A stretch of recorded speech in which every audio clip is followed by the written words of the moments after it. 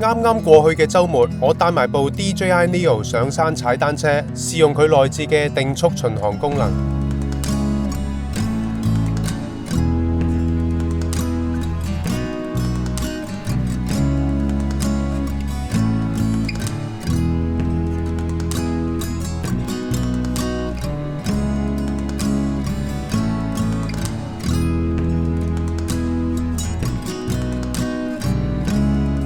飛完一啲全自動嘅功能之後，我啊梗係諗住飛埋個全手動嘅功能啦。當然我都帶埋飛行眼鏡同埋遙控器上嚟啦。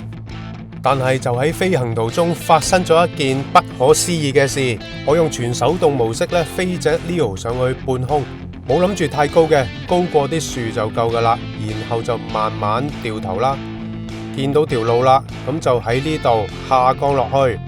用比較高速嘅速度一路衝過去，咁就一直 keep 住呢個速度，一路向住前面飛過去啦。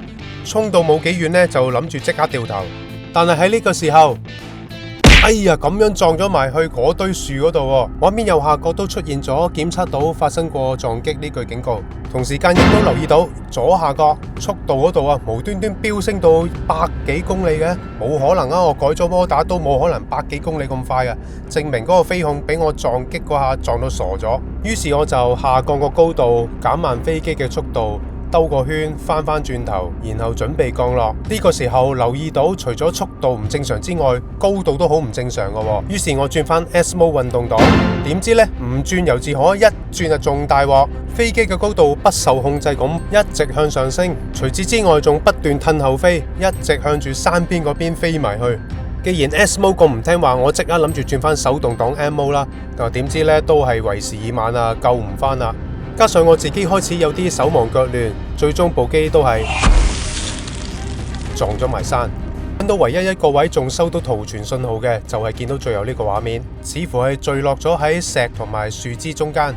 非全手動模式要攞一條 USB 線連接手機嘅 DJI App 先可以攞返飛行數據。要攞到呢個飛行數據，我先至可以確定到飛機最後墜落嗰個位置。將條線駁咗落去加固之後，開埋個 power 掣。咁 USB 線嘅另一邊就係駁住咗一部開咗 DJI Fly App 嘅手機，好快就可以喺飛行眼鏡嗰度攞到飛行數據。根據以往嘅經驗，都係好準確同埋可靠嘅。咁而家睇翻飛機撞到樹之後發生咗咩事先？撞咗之後我就即刻飛翻轉頭啦。畫面見到我已經飛翻去空邦附近準備降落噶啦。咁啊仲係手動檔嘅。咁啊而家轉翻運動檔，即刻傻咗啦部機。見到我打桿嘅手勢呢係向下，但係部機呢不斷向上升嘅，仲褪後撞埋山邊添。最後就係撞咗落呢一度啦。淨係靠地圖顯示當然唔夠啦，我哋入去找飛機呢一頁。喺地圖嘅左下角見到失聯位置嘅經緯度，我複製咗佢，然後貼落去 Google Map， 顯示咗確實喺地圖上面嘅位置之後呢，我再儲存埋佢，方便出去搜救嘅。我哋睇下衛星嘅照片，全部都係叢林嚟嘅，正正就喺兩條路嘅中間一個叢林入面。好，唔想葵控回家啦，依家翻屋企着翻條長褲上山爆林揾機。啱啱就睇咗呢個衛星數據呢。咁啊，定咗位部機大概喺個樹林中間，喺兩條路嗰度，盞上山嗰度睇下點樣揾條路入去嘅啫。好，陣間睇下揾到啦。想知道啊，繼續睇埋落去啦。為咗舒緩下緊張嘅氣氛，我而家帶大家去睇一個展覽先。Osprey 一個戶外嘅經典品牌，至今已經50年歷史啦。適逢50週年半世紀呢個大日子 ，Osprey 聯成 YHA 香港青年旅舍協會喺美荷樓搞咗一個聯成嘅展覽。今次係 Osprey 喺香港搞嘅首個大型展覽，現場嘅展出項目包括50年嘅大事回顧、各款背包嘅設計概念同技術，呢邊仲有一個 backpack 嘅 fitting 添，真係大開眼界。同場仲會展出50週年版 Arclay Large Day 同 Highlight 26呢兩款特別版背包，喺現場可以任試任睇呢兩個背包。哇，佢哋啲拉鏈咧真係好易拉，好順滑。Highlight 26最啱就係所有嘅 backpacker 啦，佢採用咗 Osprey 專利嘅 Airspeed 透氣技術，可以實現最大程度嘅空氣流通。貼住背脊嗰面嘅張力網背板可以提高孭緊嗰陣嗰個舒適度。加上佢26升嘅容量，可以攜帶到2日1夜嘅物資，而且又唔會太大個。咁另一款 Arklin Large Day 就啱晒我呢類日常工作型要攜帶電腦嘅人使用啦。有一個大嘅拉鏈袋裝到我部 MacBook Air， 一對透氣嘅孭帶孭起上嚟更加舒服。值得一提嘅就係佢嘅布料用回收膠水樽嚟到做，表面仲有獨有嘅防水塗層，令到防水性能大大提升。其中一條孭帶仲有快拆扣，嚟到現場仲可以憑大會嘅小冊子換另一個登山扣。留意翻展覽嘅日期、地點同時間。星期6日會有導賞員同埋一條仿石春路拖篋示範，有興趣嘅快啲過嚟睇下啦。OK， 帶埋部 Mini 2升上半空觀察，可以去到頭先失機嗰個位啊，跟住嗰條路線飛咧，應該都可以見到嘅。咁啊，而家飛上去睇睇咯。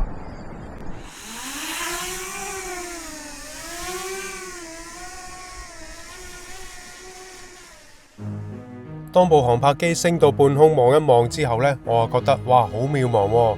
喺呢個樹林裏邊揾一部 Neo， 究竟個機會率有幾高呢？最後個圖傳畫面呢，就好似墜落喺石邊啦。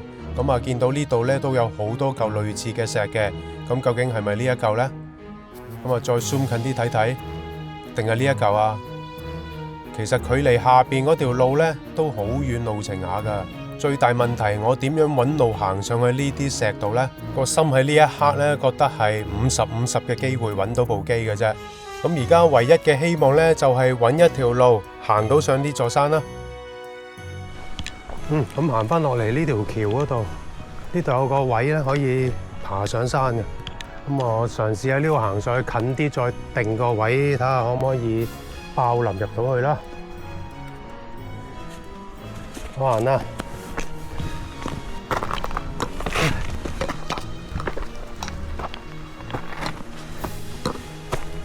呢邊有樓梯。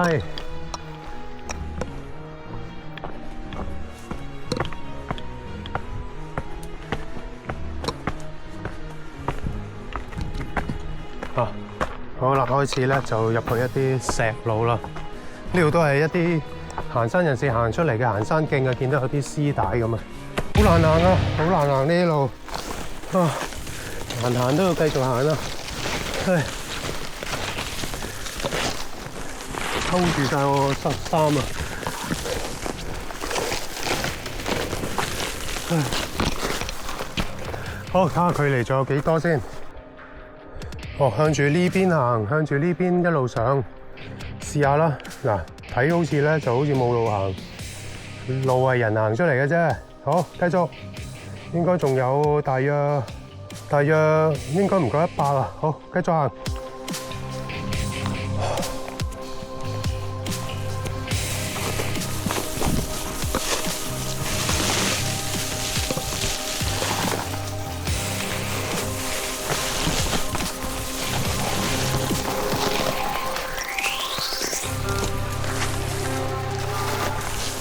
都上到嚟啦，冇得翻轉頭噶啦。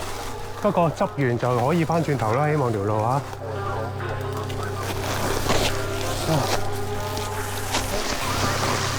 哇！我就係見到啲草，見唔到條路啊。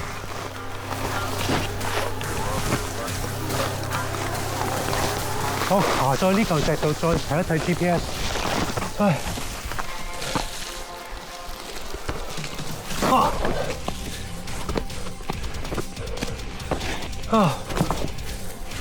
終於俾我捱到上嚟一個比較開揚嘅位置啊！咁啊，真係可以睇睇依家飛機個確實嗰個位置，呢度收衛星都準啲啊！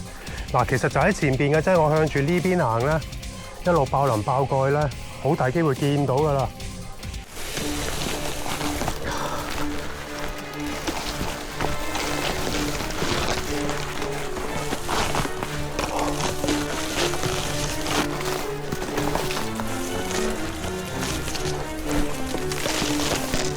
好似差唔多啦喎，我睇翻地圖，應該咧前邊呢度捐出去就好近噶啦，已經相差我諗都係幾十米左右嘅啫，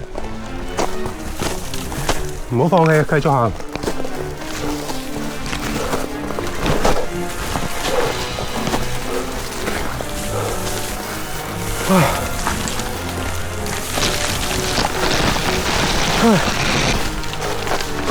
唉。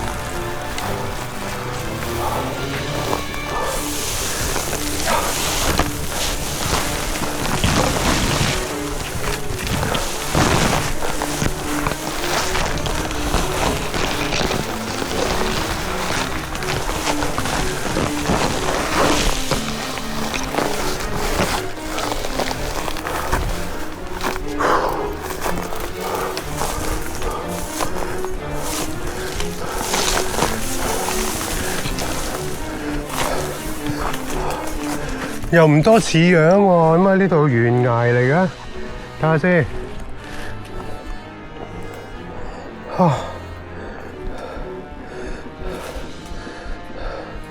落翻去嗰邊啲喎又，唉。好，呢度見條路都幾易行，慢慢扶住行落去啦。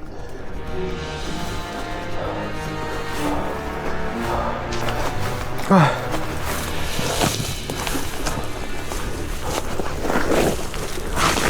喂。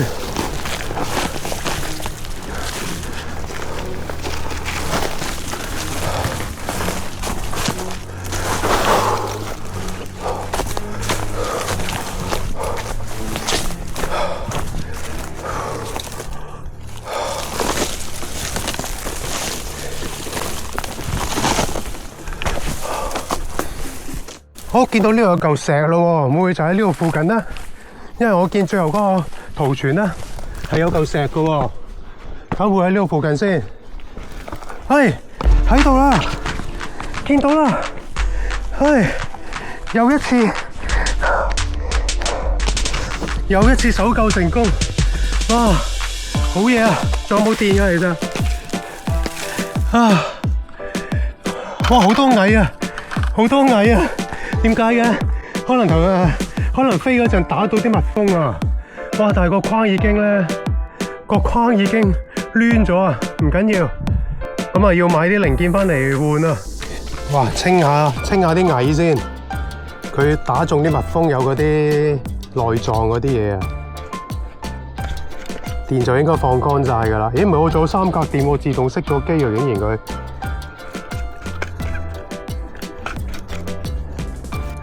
冚返個雲台保護蓋，好揾路落山。佢一路喺嗰邊褪後，過到嚟呢度就揸喺呢嚿石度，咁應該撞到呢嚿石先至令到佢個框 lift 咗嘅。好啦，呢度落返山啦。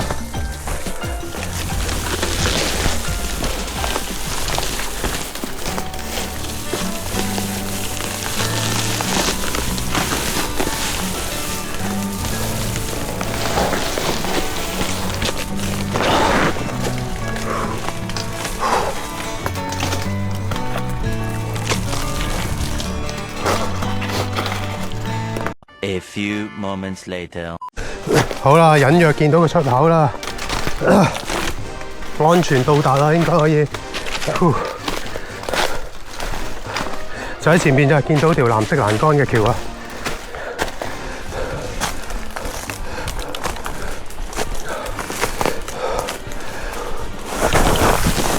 哇！爭啲跌親，哇！隻腳冇乜力啦，因為已經好啦。翻到出嚟絲帶路啦，應該咁啊安全啦。見到絲帶路啦，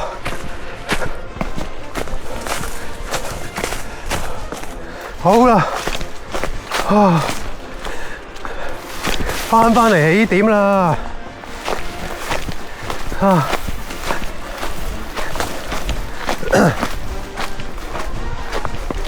哇辛苦啊！哦，原來係行錯咗路㗎。但係都出到去，有方向感最緊要啊！OK， 留低啦！哇，攰死我！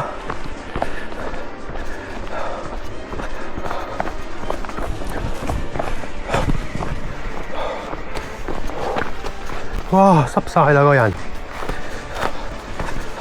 唔好臨尾跌親啊！小心啲先。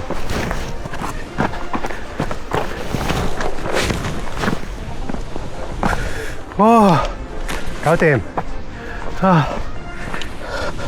失控事件發生之後，我諗翻起我曾經睇過喺 Facebook 群組見過呢一條片，個情況呢，其實同我大致上都一樣嘅，更何況佢係一部原裝機添，咁應該唔關我改咗摩打事啦。片主都係由 M mode 轉做 S mode， 諗住降落嗰一刻呢，部 Leo 就不受控咁樣褪後兼向上飛，亦都一樣啦。呢個時候轉 M mode，手忙腳亂轉唔到，最終成部機掛喺樹上邊。